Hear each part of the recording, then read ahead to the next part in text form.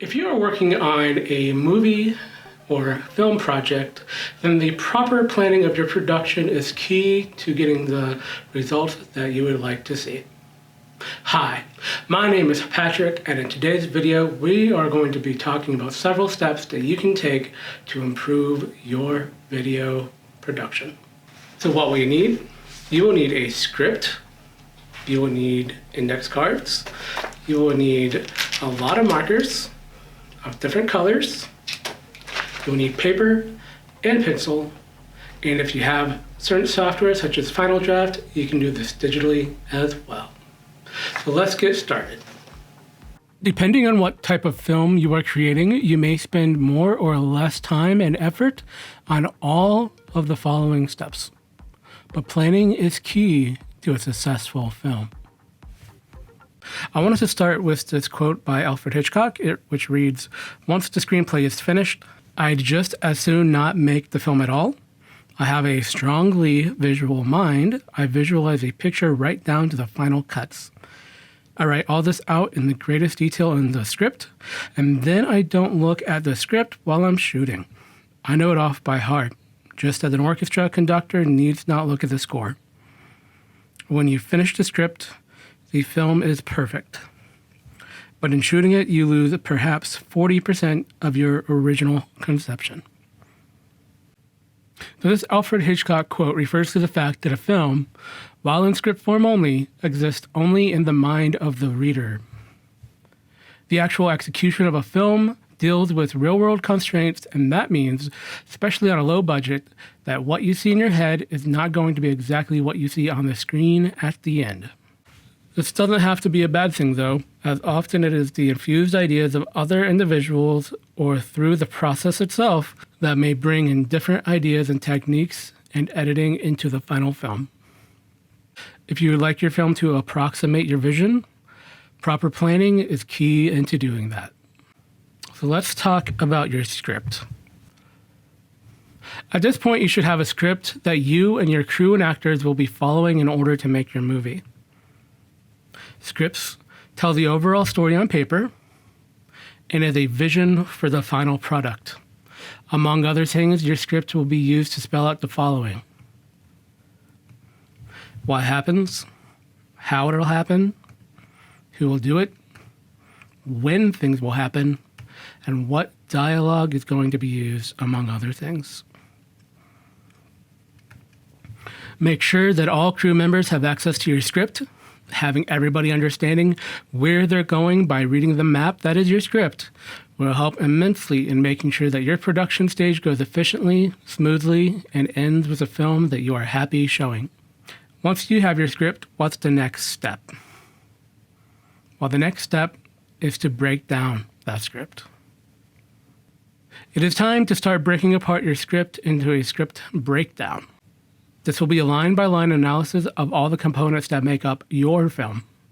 This will ensure that you have all the building blocks needed, such as actors, costumes, props, special effects, safety measures, etc., that you will need for your film.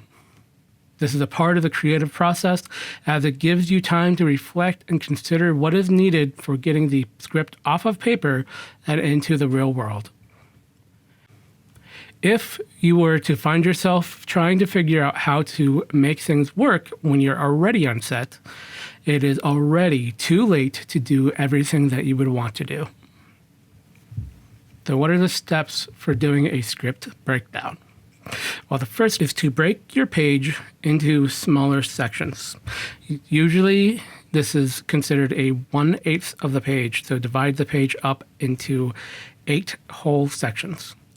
And what we'll see here is a script that the Party Elementary students did in our film club. And the first thing we'll do is just divide it up into 8 fairly even spots. They don't have to be exact, so kind of pay attention to what's happening in your script, but they'll be pretty close. Step 2, you'll want to take those index cards out, and you're going to write a category on each of those index cards. Some examples include cast members, extras, sounds, music, prop, set dressing, livestock, animal handling, stunts, special effects, makeup, vehicles, and really anything that you think might be a valid category is a valid category. Not all movies will use all of the categories. So here are some categories we'll use to break down Sploosh, the movie. Cast members, which are our actors. We have props. We have extras, which are background characters. We have costumes, special effects, makeup, sounds, set dressing. But you may have a lot more. It really depends on your film. Then make sure to give each of these index cards their own color. So you see here, I have color labeled each of these index cards. Next, we'll go line by line and look for each factor. Who are the characters? What's the set like? Are there actors? Are there extras with lines? Do you need props and costumes? Do you need multiples of some props and costumes due to them getting dirty or changing throughout the film? Are there stunts that will need safety considerations? And a stunt, by the way, is anything more than a walk. Are there special effects that will need to be done on set, or are there going to be visual effects created in post? Does time progress through your film? What special considerations are needed to show that? So we'll check each section and underline using the color of the category it matches. So here we have an example. We have this purple color for bedroom. We see that that's a set dressing. We have several characters, all underlined with the blue color for cast members. We have this knock that I added in here as a note, which is a sound. So this is this is the first 3/8 of the page. Let's go to the next 2/8. So we have another character that showed up, and we have perhaps the character in a costume, in a wizard's costume. Once you have your whole script, line by line, figured out, and you've thought about each consideration, each factor, each category, you're going to make a list of each thing that you underlined and group them by category. So, for example, our list would look like this for the first 5/8 of a page. So we have cast members of Kaylee, Tiffany, Lily, Peter, Mom, and Dad. We have 2 set dressings. We have Tiffany's bedroom, and we know that we're going to have the family reunion. We have sounds. We have the knock at the door, and we have off-screen dialogue by Tiffany. And we have a costume for Peter. These are all things that we know logistically we're going to have to figure out, for example, who our cast members are going to be, who's going to be acting them. How are we getting a set dressing? Maybe we have access to an actual bedroom, or perhaps we actually have to create a bedroom or a family reunion. Sounds, are we going to have to go looking for knocking or make our own knocking noise? And will Tiffany need to record into a microphone? That's called additional dialogue recording. And the costume for Peter, maybe we need like a wizard's hat and a wand or something like that. With this list, you'll be able to divide and conquer by creating a master list of category or of considerations and then giving it to each member. So you may have the casting director. You may have somebody working on your sounds. You may have somebody figuring out costumes. You'll be able to double and triple check your list so that you can make sure that you've considered everything before you even begin filming. So this is the logistical aspect of your script. There's components that you're going to need to think about to even make your film. But we have another side to think about. We also have to think about the aesthetics, what it actually looks like. And we can start thinking about this by storyboarding. So while a script breakdown tells what's needed in your film, a storyboard tells the look and feel of your film. It also sets the blocking for each shot, which is how characters will appear on screen. So what is a storyboard?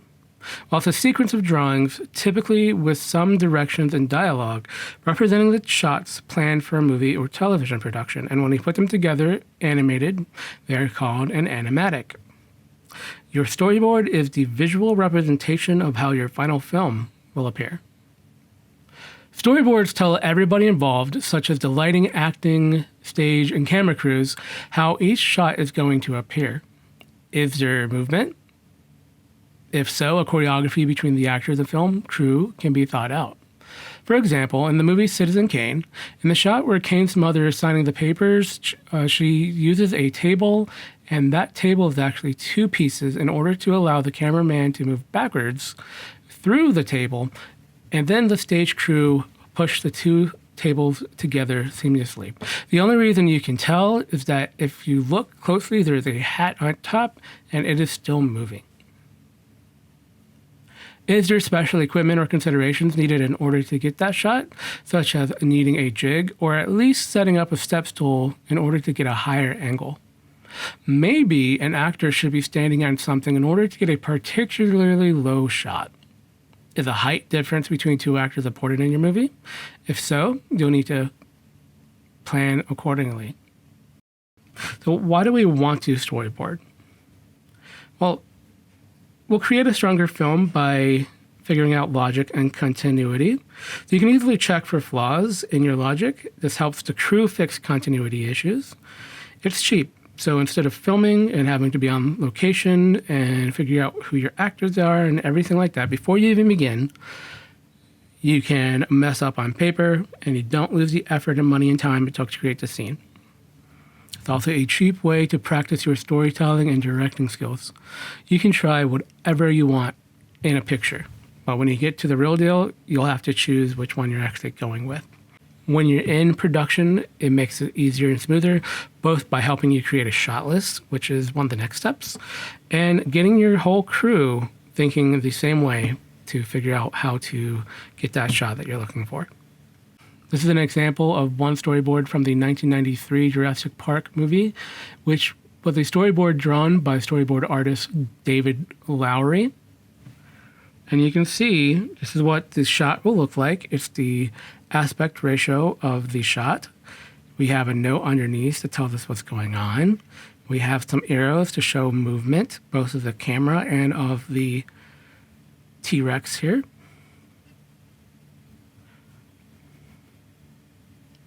But this is a professionally drawn storyboard. So what about us? Well, storyboards do not need to be professionally made artist renderings, but they do need to get the point across. Stick figures, arrows, and doodles will work just fine if they can explain what is happening in each shot. To make a storyboard, all you need is a blank picture frame with a spot for a note underneath it. And this will need to be in the aspect ratio of what you plan your film to be. And then you can just draw inside of it.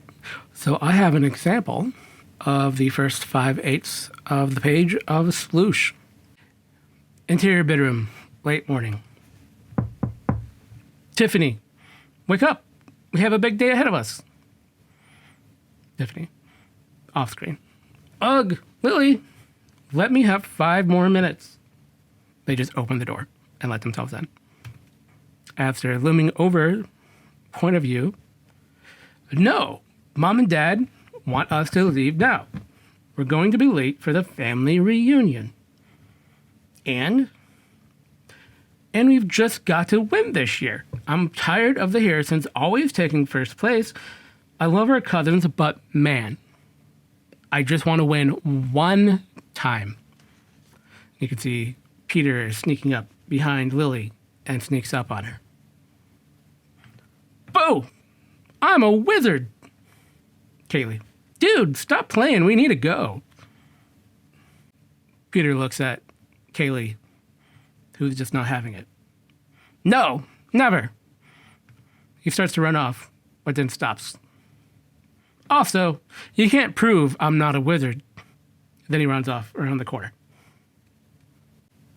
All right, so that is the first 5/8 of this script. And we can already tell from this how we are planning to shoot our shots.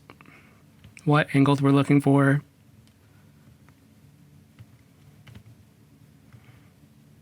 It's a roadmap. It's a visual roadmap to what we're looking for.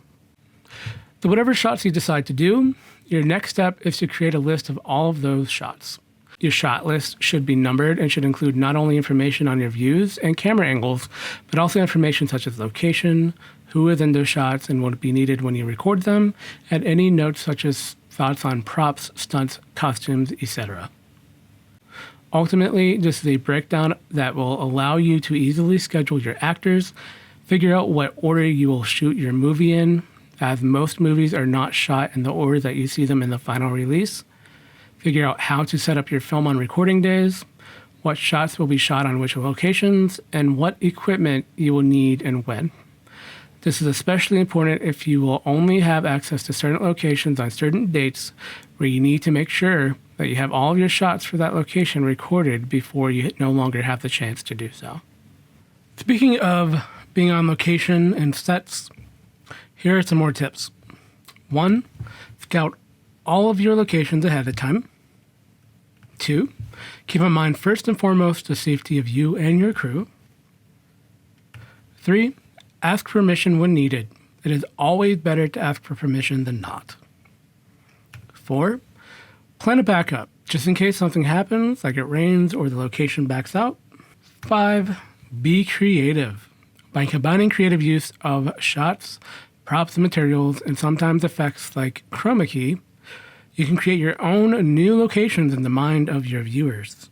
And 6, I'd recommend skipping the green screen unless you truly need it. You'll get better results by filming at a similar location. Need a shot done in an office building? See if a friend or a family member has an office or access to an office you can film in instead. The next tip is that I would recommend mapping out your setups for each location.